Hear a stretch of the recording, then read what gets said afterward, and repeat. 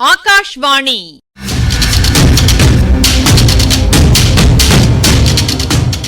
பொன்னியின் செல்வங்கள் வாசிப்பும் ஆய்வும். வாசிப்பவர் ராமசுவாமி சுதர்சன் அவர்கள்.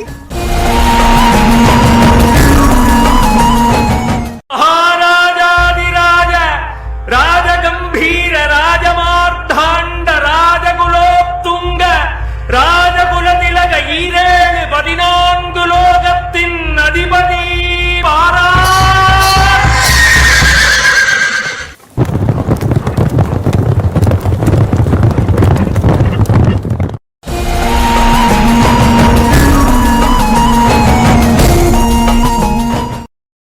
இரண்டு தீவர்த்திகள், 4 உருவங்கள். இடது பக்கத்திலிருந்து வந்த 2 உருவங்கள் மதுராந்தகத் தேவரை அழைத்துச் சென்ற கந்தமாறனும் காவலனும். வலதுபுறத்திலிருந்து வந்த உருவங்கள் பெரிய பழுவேட்டரையரும் அவருடைய இளையராணி நந்தினி தேவியும். இந்த 2 கோஷ்டியாரும் சந்திக்கும் போது என்ன நடக்கும்? ஏதாவது விபரீதமாக நடக்குமா? அல்லது ஒருவருக்கொருவர் வழிவிட்டுவிட்டு சாவதானமாக போய்விடுவார்களா? வந்தியத்தேவன் அந்த பரபரப்பில் மூச்சு விடுவதைக் கூட நிறுத்திக் கொண்டு அத்தனை கவனமாக பார்த்து கொண்டிருந்தான். 2 கோஷ்டியாரும் சந்தித்தார்கள். அவர்கள் தடுமாறி தயங்கி நின்றதிலிருந்து 2 சாராருக்கும் அந்த சந்திப்பு வியப்பையும் திகைப்பையும் அளித்திருக்க வேண்டுமென்று தோன்றியது. ஆனால் விபரீதம் ஒன்றும் நேர்ந்துவிடவில்லை. பழுவேட்டரையர் கந்தமாறனை பார்த்து ஏதோ கேட்டார். அதற்கு கந்தமாறன் ஏதோ விடை சொன்னான். கேள்வியும் விடையும் என்னவென்பது வந்தியத்தேவனின் காதில் விழவில்லை. பிறகு பழுவேட்டரையர் கையினால் சமிக்ஞை செய்து சுரங்கவடியின் படிக்கட்டைச் சுட்டிக்காட்டினார். கந்தமாறன் அவரை பணிவுடன் வணங்கினான். வணங்கிவிட்டு படிக்கட்டில் இறங்கினான். அவனுக்குப் பின் கையில் தீவர்த்தியுடன் வந்த காவலனை பார்த்து பழுவேட்டரையர் ஏதோ சமிக்ஞை செய்தார். அவனும் மறுமொழி சொல்லாமல் ஒரு கையினால் வாயை பொத்திக் கொண்டு வணங்கினான்.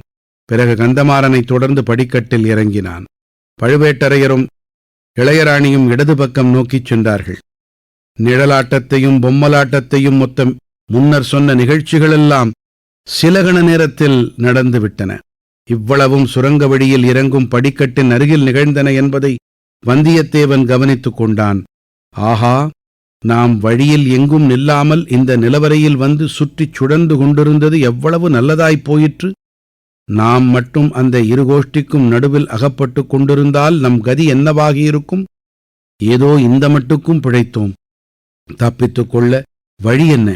கந்தமாறன் மதுராந்தகத் தேவரை அழைத்து வந்த சுரங்க வழியில் திரும்பிச் செல்லுகிறான் என்பதில் ஐயமில்லை. அந்த வழியிலிருந்து நாம் சிறிது விலகி இந்த பொக்கிஷ நிலவரைக்கு வந்திருக்க வேண்டும். இப்போது கந்தமாறன் போகும் வழியை தொடர்ந்து சென்றால் எப்படியும் வெளியேறும் வாசலை கண்டுகொள்ளலாம். பிறகு ஏதேனும் உபாயம் செய்து தப்பிக்கலாம். அப்படி அவசியம் நேர்ந்தால் கந்தமாறனிடமே உதவி கேட்கலாம். இல்லாவிட்டால் அவனையும் அந்த காவலரையும் ஒரு கை பார்த்துவிட்டு தப்பித்துச் செல்லலாம். எனவே கந்தமாறனை இப்போது நாம் பின்தொடரலாம். முதலில் தீவர்த்தி வெளிச்சம் நிலவரைக்கு அருகில் வருவது போல இருந்தது. வந்தியத்தேவன் மூச்சை பிடித்துக் கொண்டு நின்றான். பிறகு அந்த வெளிச்சம் அகன்று செல்வது போல இருந்தது. அதற்குள் வந்தியத்தேவன் சுற்றும் முற்றும் பார்த்தான். அந்த நிலவரைக்குள் பிரவேசித்த படிக்கட்டு எது என்பதை அறிந்து கொண்டான். அதன் வழியாக கீழே இறங்கி மீண்டும் மேலேறினான். தீவர்த்தி வெளிச்சத்தை விட்டுவிடாமல் அதிகமாகவும் நெருங்காமல் காலடி ஓசை கேட்காதபடி மெதுவாக அடிவைத்து நடந்து சென்றான்.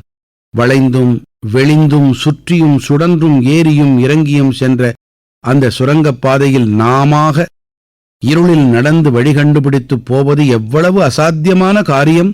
வாழ்க கந்தமாறன்! அவன் இப்போது தன்னை அறியாமல் நமக்குச் செய்யும் உதவிக்கு எப்போது என்ன கைமாறு செய்யப் போகிறோம்? அதற்கு ஒரு சந்தர்ப்பம் இவ்வளவு சீக்கிரத்திலேயே கிடைக்கும் என்று வந்தியத்தேவன் எண்ணவே இல்லை. சுரங்கப்பாதையின் முடிவு வந்துவிட்டது. எதிரில் ஒரு பெருஞ்சுவர் தெரிந்தது. அதில் ஒரு வாசலோ கதவோ இருக்கும் என்று யாரும் கருத முடியாது. ஆயினும் இருக்கத்தான் வேண்டும். சுரங்கப்பாதைக்கு ஒரு இரகசிய வாசல் இருந்தே தீர வேண்டுமல்லவா? காவலன் தன் வலது கையிலிருந்த தீவர்த்தியை இடது கைக்கு மாற்றிக்கொள்ளுகிறான். வலது கையினால் சுவரில் ஓரிடத்தில் கை வைத்து ஏதோ செய்கிறான். திருகாணியை திருகுவது போல திருகுகிறான். சுவரில் மெல்லிய கோடு போல ஒரு பிளவு தோன்றுகிறது. அந்த பிளவு வரவர பெரிதாகி வருகிறது. ஓராள் நுழையும்படியான பிளவாகிறது. காவலன் ஒரு கையினால் அதை சுட்டி காட்டுகிறான். கந்தமாறன் அவனிடம் ஏதோ சொல்லிவிட்டு சுவரில் தோன்றிய பிளவில் ஒரு காலை வைக்கிறான். ஒரு கால் இன்னும் சுரங்கப் பாதையிலேதான் இருக்கிறது. அப்போது அவனுடைய முதுகுப் பிரதேசம் முழுதும் புலனாகிறது. ஆஹா, இது என்ன? இந்த காவலன் என்ன செய்கிறான்? அறையில் செருகியிருந்த கூரிய வளைந்த சிறுகத்தியை எடுக்கிறானே. கடவுளே, கந்தமாறனுடைய முதுகில் ஓங்கி குத்திவிட்டானே. படுபாதகன்! ஒருவனுக்கு பின்னாலிருந்த முதுகில் குத்தும் மாபாவி! வந்தியத்தேவன் தான் ஒதுங்கி நின்று கொண்டிருந்த இடத்திலிருந்து வெளிவந்தான். ஒரே பாய்ச்சலாக பாய்ந்தான். அந்த சத்தத்தை கேட்டு காவலன் திரும்பினான். தீவர்த்தியின் ஒளி வந்தியத்தேவனின் கோபாவேச முகத்தில் விழுந்தது. வந்தியத்தேவனுடைய முதலாவது எண்ணம் எப்படியாவது கந்தமாறனை காப்பாற்ற வேண்டும் என்பதுதான். ஆனால் அவனை காப்பாற்றும் பிரயத்தனம் முதலில் செய்தால் அவனுடைய கதிதான் நமக்கும் ஏற்படும். ஆகையால் இந்த கொடூர காவலனை முதலில் சரிப்படுத்த வேண்டும். எனவே பாய்ந்து சென்றவன் காவலனுடைய கழுத்தில் தன்னுடைய ஒரு கையை சுற்றி வளைத்துக் கொண்டான். இன்னொரு கையால் தீவர்த்தியை தட்டிவிட்டான். தீவர்த்தி தரையில் விழுந்தது. அதன் ஒளிப்பிழம்பு சுருங்கி புகை அதிகமாயிற்று. காவலனுடைய கழுத்தை ஒரு இறுக்கி வந்தியத்தேவன் தன் பலத்தையெல்லாம் பிரயோகித்து அவனை கீழே தள்ளினான். காவலனுடைய தலை சுரங்கப்பாதையின் சுவரில் மோதியது. அவன் கீழே விழுந்தான்.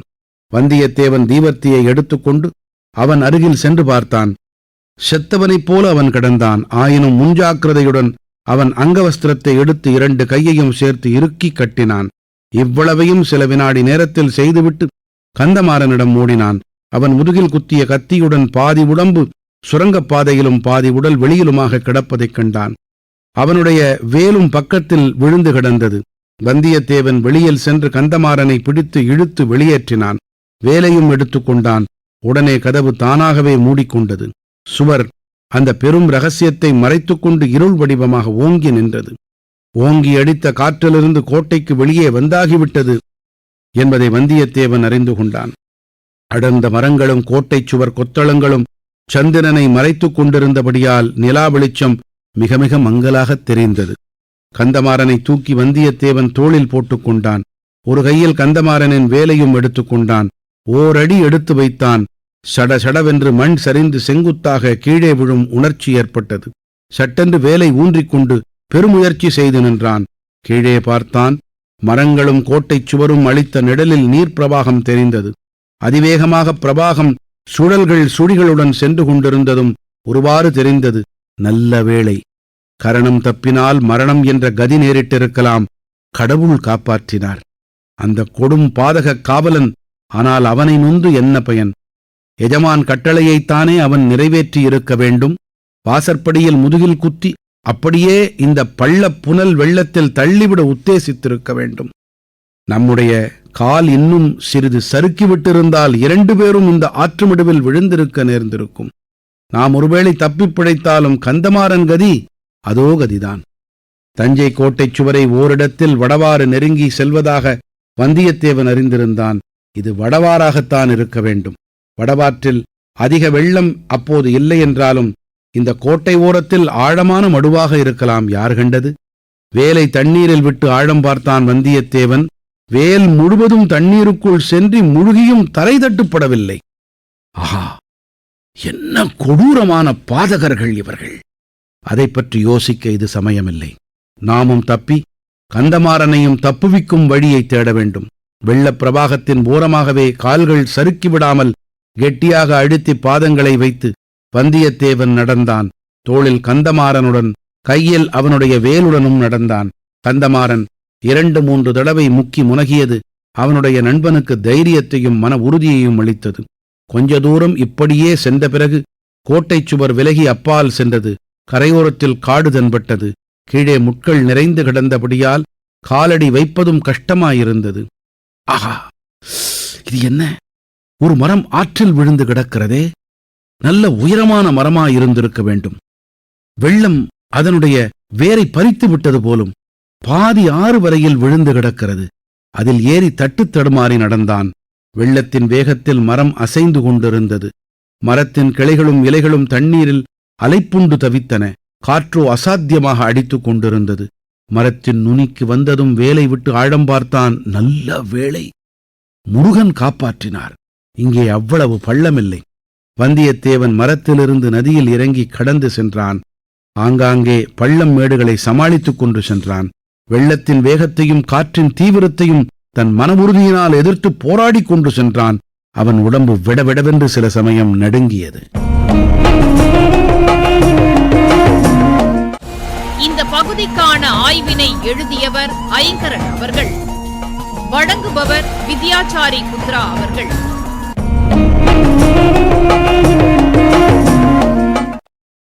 ஆடி 18 கடம்பூர் மாளிகை.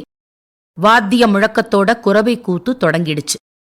இருளை விரட்ட குத்து விளக்குகளையும் தீவர்த்திகளையும் வச்சிருந்தாங்க.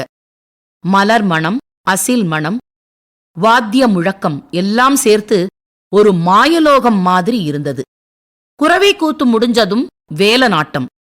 அந்த கூத்தால மேடையே அதிர்ந்துச்சு. இப்ப தஞ்சாவூர் கோட்டைக்குள்ள இருள் மாளிகையில நிலவரையில இன்னொரு கூத்த பாத்துக்கிட்டு இருக்கான் வந்தியத்தேவன். 2 பக்கத்திலிருந்தும் வர்ற தீவர்த்தி வெளிச்சம்தான். நிசப்தமான சூழ்நிலையில ஒரு மௌன நாடகம் நடந்துகிட்டு இருக்கு. மேடை மாதிரி இருந்த அந்த இடத்தில் ஆனா விறுவிறுப்பான நிகழ்ச்சிகள். இருந்த இடத்தை விட்டு அசையாம கேட்டுக்கிட்டு இருந்தோம். திடீர்னு அந்த காவலன் கந்தமாறன் முதுகுல கத்தியால குத்திடுறான். தூக்கி வாரி போட்டது தமக்கு. என்ன ஆச்சுது? கேட்டத கொஞ்சம் நினைவுபடுத்திப்போம். பழுவேட்டரையர் கந்தமாறனை பார்த்து ஏதோ கேட்டார். அதுக்கு அவன் ஏதோ மறுமொழி சொன்னான். வந்தியத்தேவனுக்கு கேட்டிருந்தா நமக்கும் கேட்டிருக்கும். நடந்ததெல்லாமே மௌன நாடகம். கையால சமிக்ஞை பண்ணி சுரங்க வழியே படிக்கட்ட சுட்டி காட்டினார் தனாதிகாரி. அவன் பெரியவரை பணிவோட வணங்கிட்டு படிக்கட்டுல இறங்குறான். கந்தமாறனுக்கு பின்னால தீவர்த்தியுடன் வந்த காவலனை பார்த்து பழுவேட்டரையர் ஏதோ சமிக்ஞை செஞ்சார். அவனும் மறுமொழி சொல்லாமல் ஒரு கையால வாய பொத்திக்கிட்டு வணங்கினான். கந்தமாறனை தொடர்ந்து படிக்கட்டிலேயே இறங்கினான். பழுவேட்டரையரும் நந்தினியும் எதிர்ப்பக்கமா நடக்கறாங்க. பழையபடி லேசா இருள் பரவுது. வழி புரியாம சுரங்க வழியிலிருந்து விலகி பொக்கிஷ நிலவரைக்கு வந்ததும் நல்லதா போயிடுச்சு. யார்கிட்டையும் சிக்கல. இப்ப கந்தமாறனையும் அவனுக்கு பின்னால போய்கிட்டு இருந்த அந்த காவலனையும் ஜாக்கிரதையா பின்பற்றி போனா இந்த கோட்டைய விட்டு வெளியே போயிடலாம். மகிழ்ச்சியோட நடக்கறான் வல்லவரையன். இதோ சுரங்கப்பாதை ஒரு வழியா முடிஞ்சது. ஒரு பிளவு தெரியுது. வெளியே போற கதவு மாதிரி. கந்தமாறனின் ஒரு கால் பிளவுல இன்னொரு கால் உள்ள. இப்பதான் அந்த அதிர்ச்சி தர்ற நிகழ்ச்சி நடந்துடுது. கோட்டை காவலனை தாக்கி தள்ளிட்டு அவனுடைய மேல் துண்டை இழுத்து 2 கைகளையும் கட்டினதும் நாமும் உற்சாகத்துல கை தட்டிடறோம். மங்கலான வெளிச்சத்துல கோட்டைக்கு வெளியில ஆசிரியர் காட்டுற காட்சிகளை மனக்கண்ணுல ஓட்டி பாப்போம். ஆழமான அந்த மடுவுல ஒருத்தர் நடப்பதே கஷ்டம். கத்தி குத்துப்பட்ட நண்பனை தூக்கிக்கிட்டு நடக்கறான் வந்தியத்தேவன்.